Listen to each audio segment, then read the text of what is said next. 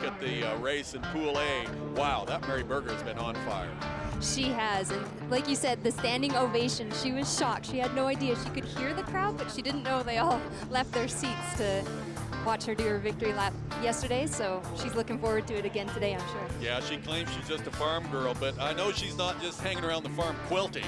She gets things done. She's a great trainer as well. Kelly Schnoffer, though, she's been doing really well. Let's see what Fallon Taylor can do. Today, she's got a little horse change. No, Fallon's still on baby flow. Oh, good. Yeah, she's still. Good. Yeah, she's of course her #1 girl. She's tiny, but she's feisty. She's like a greyhound. I think she weighs just over 850 pounds, but she has the same stride angle as Secretariat, 110 degrees despite her size. Isn't that amazing? They're still just really working that arena, trying to get things just perfect. Let's run down to Cody Snyder.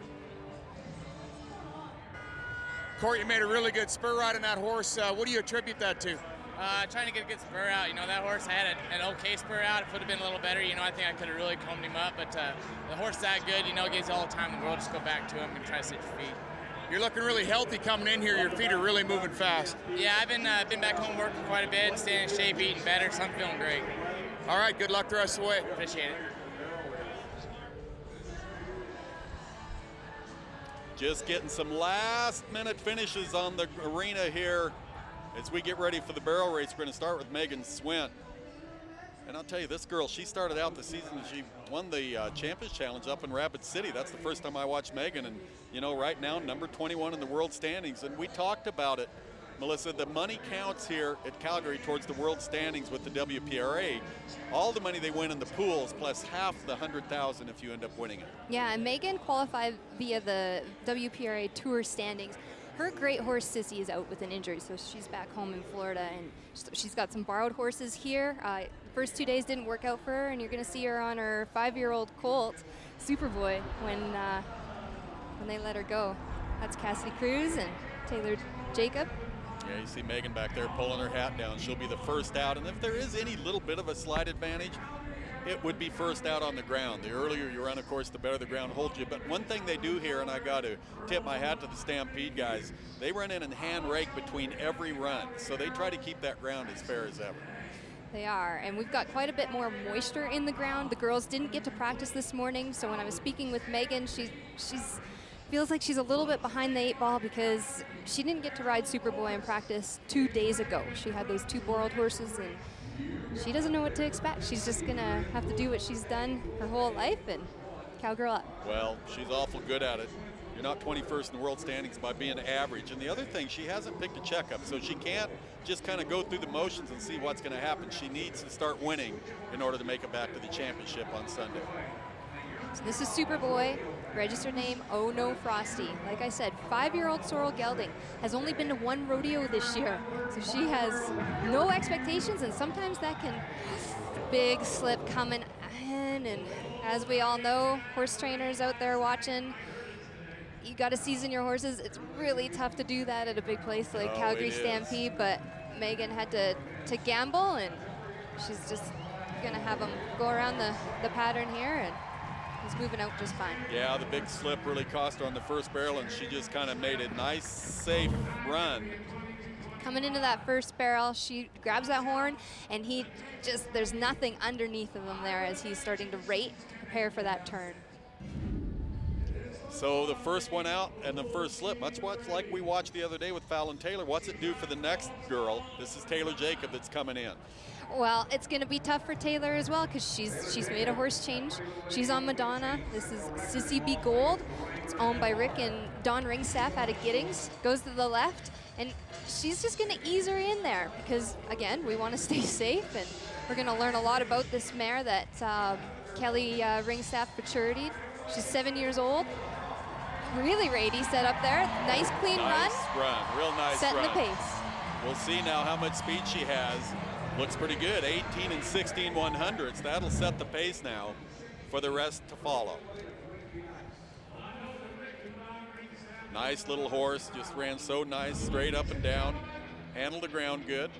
Taylor Jacob, 18 and 16 100ths.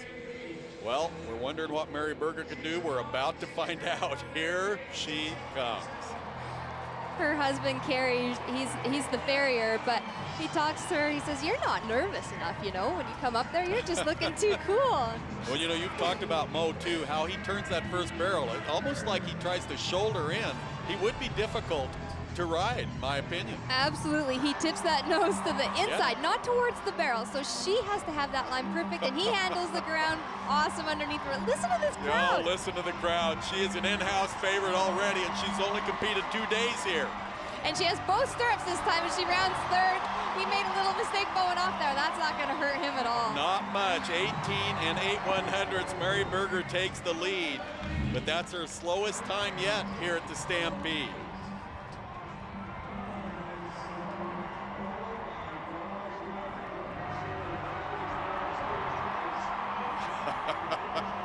The crowd, if they're not behind her, I don't know who they are behind. Mary Berger takes an early lead. We'll see if she can pick a check up as she reaches into that bucket, picks out a chip. Let's go right to Julie Leggett. We talked about her earlier. Yeah, we'll see what she can do. On her hero, she calls ice, FDI, cash to burn. Oh, slight stumble on that second barrel, but she's still being aggressive. He takes care of her, he stands up. He's used to this Canadian hard pan ground. He is. 18 and 29 though, that'll put her third now in the round. 18.29. Looking at her spot there, slight stumble, just with his front foot. Gets his hind end underneath of him and lost a little bit of momentum. Yeah, they did. Do you think that slipped, or do you think they're just kind of being safe right now, trying to get through this ground? I don't think Julie was. I think she had her good game plan. That was just a slight, just a little bit of miss. Slip. Yeah, just a little misstep. So Fallon Taylor's coming in now. She knows that maybe the ground's a little squirrely, but she has to win. She picked up a 4th place check yesterday, $2,500. That's not going to be enough to get her back into the championships on Sunday. Can she do it? And she's on her great baby flow. Have a look at her helmet. We talk about, oh, when the barrel goes down, that's +5. She's going to ease baby flow through here now. There's no sense in she's giving her all the pep talks. You can see she's talking to her all the way. Easy mama, easy mama. That's what she always says. So baby Flo and Fallon Taylor, he's out of the arena, 18.86, and she just coasted through it, but put 5 seconds on it. 23.86 will be her official time. Just catches it on the back over the top, backside. didn't she? Yeah, that's tight turns by baby Flo. That happens. Fallon Taylor, little bad luck. There she reaches into the bucket and picks out a chip. What's that about, Melissa? Well, that's the chips that they're pulling is for drug testing. It is random draw after every run immediately, as you can see. So here's Mary Walker yesterday. She's pulling out a chip. Now, if you get a green chip, you're good to go. If you get a red chip, then you have to report to drug testing. There are 2 red chips in every. And they're drug testing the horse. That's correct? right, yes. Yeah, because you being a former Olympian, you know what about drug testing is. Let's go to Kelly Schnoffer now. We talked about her as well. And I'll tell you what, I have liked everything about her. Yeah, and she talks about this mare, Jessie, just undeniable, really correct and straight and upright. So this just looks like any nothing. Nothing to her. This is her favorite kind of ground, I'd say. 18 and 20. So Mary Berger still hanging on to that first place. That puts Kelly, though, third. She is placed on every round. Third in the first round, third in the second round, and right now third in this round with 18.20. Boy, she's been impressive. I was trying to find out some facts about her, trying to find some bios. I couldn't find anything about Kelly Schnoffer. I was glad that you were here with me because I didn't have anything to say, but I love this horse. She's very humble. As we said, she's a retired school teacher. So for her, she says that rodeo, it's not a have-to game for her. It's a want-to. She enjoys every place she goes. She loves meeting new people and seeing all the sights, being tourists, literally, when she travels. Well, you know what's going to happen. Somebody's going to come along and try to buy that horse from her for about $250,000. She's going to have to make a choice. Yeah, well, that horse is owned by her mom and her stepdad, Patsy and she Jack. she might not be just her choice then. Well, that's a good-looking horse. Yeah, she describes Jessie as being really sweet, can be anxious as she's going up there, but have a look. She's just calm. She just, like she was doing a little practice run, and she's at the Calgary Stampede. I'm with you. Well, let's go to Mary Walker now. Number 9 in the world standings. Mary coming in from Ennis, Texas. former world champion in this event, and I tell you, I love watching her run as well. And this is Bojangles. This is his first Calgary Stampede. You can horse tell change. right there. 6-year-old chestnut gelding. He's 16 hands high. That's how tall he is. Just massive and a long mane. You can see she has it all braided up. Oh, slight slip on the backside of first, but he's got a long stride. Registered name, A Frosty Please, Dash to Fame and Sunfrost bred. You know, I watched Very her run. powerful. I watched her run this horse in Kissimmee, Florida at the Champions Challenge. She won the event there. This is an awesome horse. 1856. Little to work on. Coming into that first barrel, a lean, slight slip. Bows off the other side as she pulls on that rein, but a solid first run for him in Calgary. Yeah, I thought so too. Giving Latte the day off. Nothing's wrong. Just giving him a because rest. this will probably, you know, down the road, this may be her go-to horse until Double Latte gets old enough to talk about the Kelowna Latte coming along. Okay, Sarah Rose McDonald. She has struggled a little bit. Didn't get a check in the first round. Ran a 17.97, 18.22 yesterday. And Good chance right now. She's back on Jewel, Foxy's Driftin' Jewel. This is owned by Trip DePere. It's Callie DePere, world champs. High school rodeo horse. She's got a different game plan. 5 strides out, she's gonna check this mare, and she just whips around. So this is gonna help her.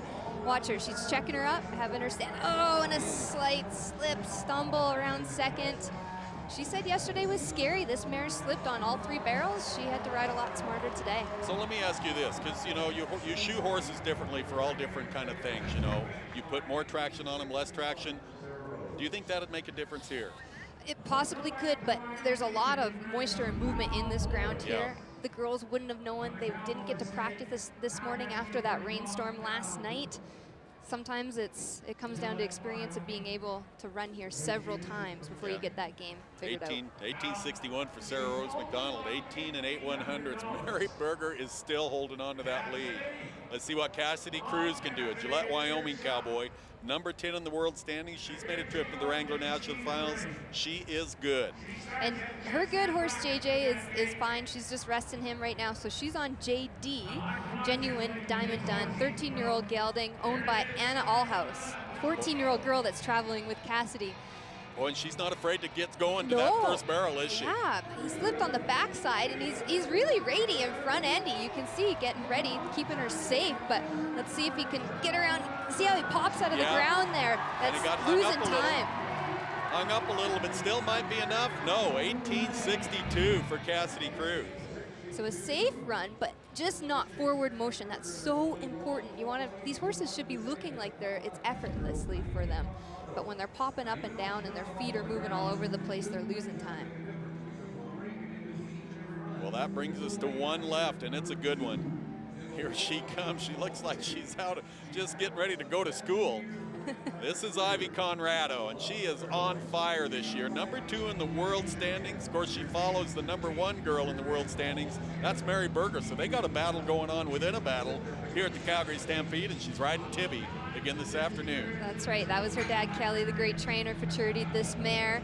And their game plan is to sneak inside that gate. The moisture in the ground. He was worried about it moving on Tibby. And when Tibby gets going, there's no stopping her. She runs hard into that first barrel, but handles it great. Touches that barrel. It stays standing. Oh, She's clean so far. And she a little squirrely on the ground, but have a look at her still seat okay. when she's here. She sits down and she's kicking to keep that momentum forward. Well, this may be what she needs to make up a little ground on the world champ ahead of her. 1827. 1827 is going to put her 4th in this round. 1827. And that is going to do it. Good run right there, a little slippage. But Ivy Conrado is going to pick up another check in this round. She has placed 2nd, 5th, and now she's going to come in with a 4th place check. But guess who won the round? Oh my goodness, for the 3rd day in a row, and wait till this crowd figures it out. It's going to be Mary Berger once again taking the victory lap here in the arena at Stampede Park, and listen to this crowd when she rides in. There she is, the queen of the Calgary Stampede. It's Mary Berger. Look at them on their feet again. Mary Berger, the farm girl from Oklahoma, picks up another $5,500. That's over $15,000 in her quest to win another